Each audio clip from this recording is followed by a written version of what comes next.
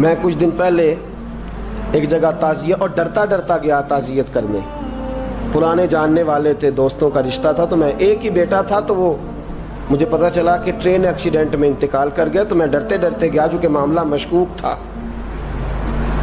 اور جب میں تعزیت کے لیے اندر پہنچا تو ہمارے جو انکل تھے, جن کا میرے دوست تھے, وہ ان کے کچھ عزیز کہنے لگا کہ حضرت جی آپ کے ساتھ والے باہر جا سکتے ہیں؟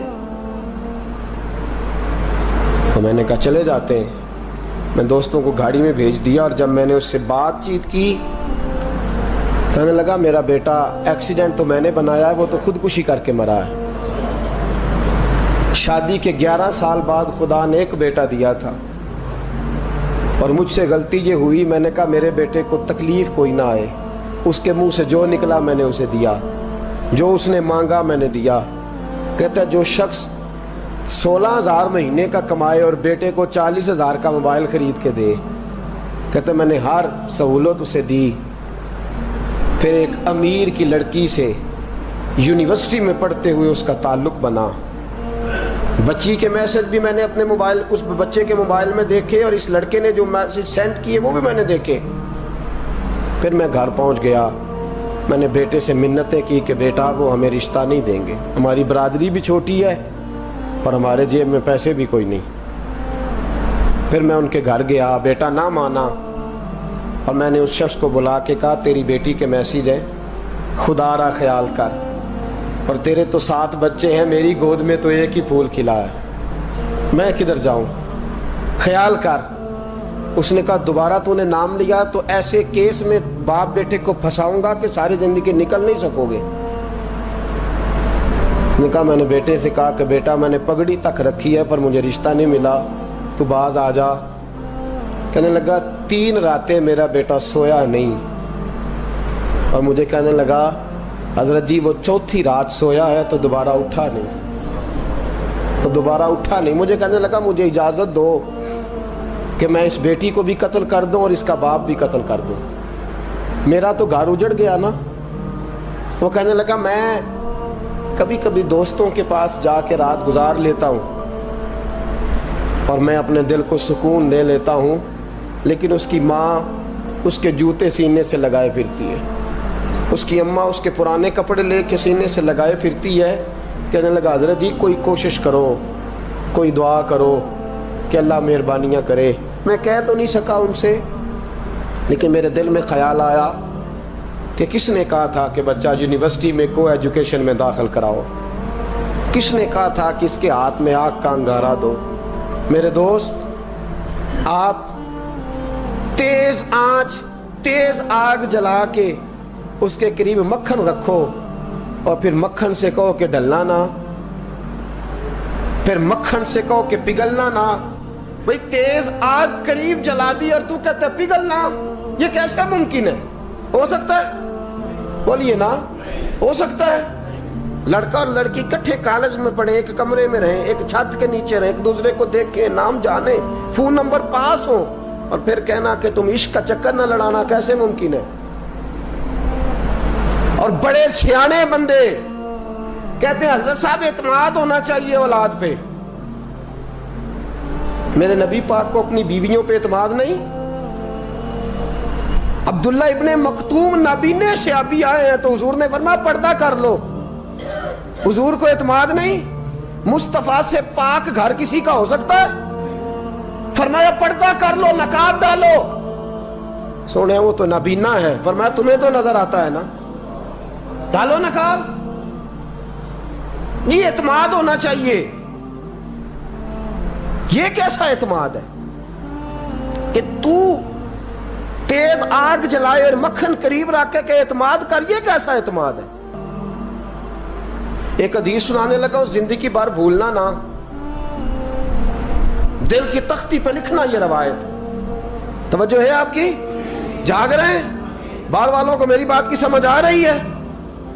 حدیث سنانے لگا ہوں, ابن حجر اسقلانی حدیث لائے ہیں. رسول پاک صلی اللہ علیہ وسلم نے فرمایا جہاں مرد اور عورت اکیلے ہوں وہاں تیسرا شیطان ہوتا ہے. یہ تو پہلے بھی سنے ہوں گے نا اتنے لفظ. اس سے آگے ہیں ابن حجر حدیث کے لفظ لائے. یا رسول اللہ صلی اللہ تعالی علیہ وسلم، مرد اور عورت اکیلے ہوں تو تیسرا شیطان ہوتا ہے؟ حضور نے فرمایا ہاں. عرض کی حضور اگرچہ وہ نیک ہو. جاگ رہے ہیں نا آپ لوگ؟ اگرچہ وہ جہاں مرد اور عورت اکیلے ہوں وہاں تیسرا شیطان ہوتا ہے. حضور اگر وہ نیک ہو لکھ لو دل کی تختی پر. میرے رسول نے فرمایا اگر عیسیٰ کی ماں مریم بھی ہو اور زکریا کا بیٹا یحییٰ بھی ہو تو میں ان دونوں کو بھی اکیلا بیٹھنے کی اجازت نہیں دے سکتا. فرمایا عیسیٰ کی ماں مریم جو رہی مسجد میں، پلی مسجد میں، جس کی پاکیزگی کا اعلان قرآن کر رہا ہے، عیسیٰ کی ماں مریم. اور فرمایا یحییٰ صرف نبی نہیں، نبی کے بیٹے بھی ہیں. زکریا بن یحییٰ. فرمایا اگر یہ دونوں بھی ہوں، ایک نبی ہو اور ایک ولی ہو، مریم اور یحییٰ بھی ہو، مریم اور زکریا بھی ہو، فرمایا میں ان کو بھی اکیلے بیٹھنے کی اجازت ہے. تو کس نیکی اور پرہیزگاری کی بات کرتا ہے؟ تو کیسا پیر ہے اس کے پاس تنہائی میں بیٹھ کے بی بی اپنا دکھڑا سنا رہی ہے؟ تو کیسا مفتی ہے؟ اٹھا کے لے جا طریقتیں شریعتیں اور جا کے سنبھال لے اپنے جبہ اور دستار میں. وہ کوئی جبہ اور دستار نہیں، وہ گند ہے. اس لیے کہ جو نبی مریم سلام اللہ علیہا کو نبی کے پاس بیٹھنے کی اجازت نہیں دے رہے، وہ پیر کس بات کی مولی ہے جو بیبیوں کو بغیر پردے کے سامنے بٹھاتا ہے؟ اور تنہا بی بی کہتی ہے میرا دکھ سن لے. کس نے اجازت دی ہے؟ اور پھر کہنا تماشا لگ گیا، سٹنڈ لگ گیا ہے. یہ شریعت بیان کر رہا ہوں، رسول اللہ کا فرمان بیان کر رہا ہوں، اور اس سے آگے ہمیں کسی دلیل کی ضرورت بالکل نہیں ہے. پتہ نہیں باپ کو کہ میرا بیٹا کیا کر رہا ہے. اندھی ہے وہ ماں جس کی بیٹی سارا دن نیٹ پہ بیٹھی رہتی ہے، اس کو خبر نہیں کیا ہو رہا. اور جب آگ گلے تک آتی ہے نا، داڑیاں جب جلنے لگتی ہیں تو ہمیں خیال آتا ہے یہ کیا بن گیا ہے. اور جب ماں کا دوپٹہ کھینچنے لگتا ہے نا سگا بیٹا کہ چل میرا رشتہ مانگ، پھر اس کو پتا چلتا ہے کہ یہ تو معاملہ ہی بڑا خراب کر لیا میں نے. میرے دوست، جوانی زیادہ پیسے کمانے کا نام نہیں.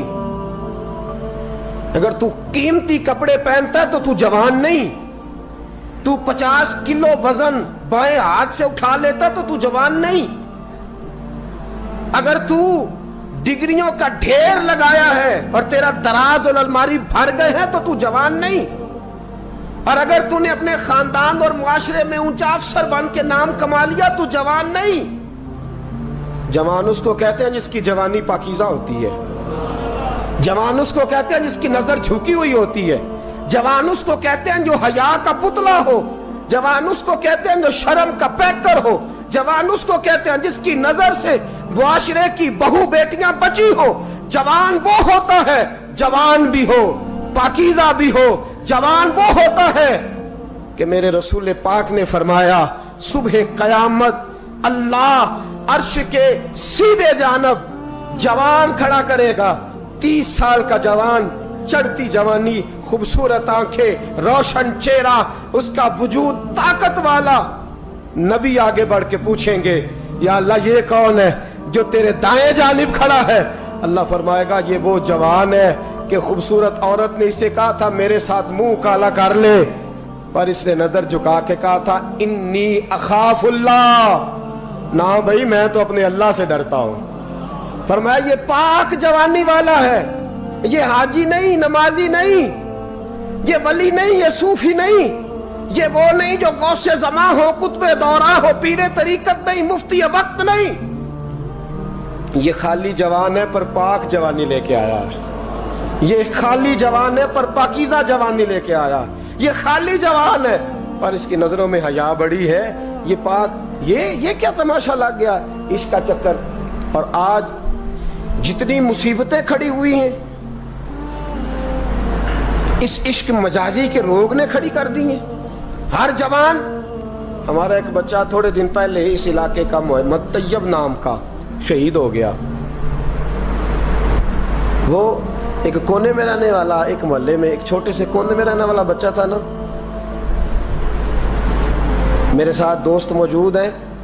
صبح سے لے کر ساری رات میں افسوس کرتا رہا میں جنازے میں کیوں نہیں گیا, میں جنازے میں کیوں نہیں گیا. وہ بچہ پاک فوج کا وہ شہادت اختیار کر گیا تو فخر سے سر بلند کر گیا اپنا, لیکن جو بی بی کے لیے ساری رات روتے رہتے ہیں وہ شہید ہو سکیں گے؟ جو ساری رات ٹھنڈ میں کھڑے ہو کے عورت کے ساتھ گفتگو کرتے رہتے ہیں اور جو سارا دن دل میں گند رکھتے ہیں بی بی کے لیے, ان کے ہاتھ میں تلوار آئے گی؟ یہ بہو بیٹیوں کی عزتیں بچا سکیں گے؟ عافیہ صدیقیہ جیلوں میں جل گئی امریکہ کی, اور وہ جب بھی خط لکھتی تھی کہتی تھی کوئی محمد بن قاسم نہیں بچا, وہ کہتی تھی کوئی شہاب الدین غوری نہیں بچا.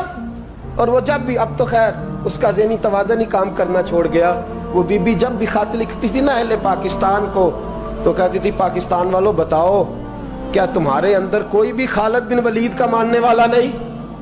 کیا کوئی نہیں تمہارے اندر جو علی کے نام کا نعرہ لگانے والا ہو؟ کوئی نہیں بچا جو فاروق اعظم کی سیرت کو فالو کرنے والا ہو؟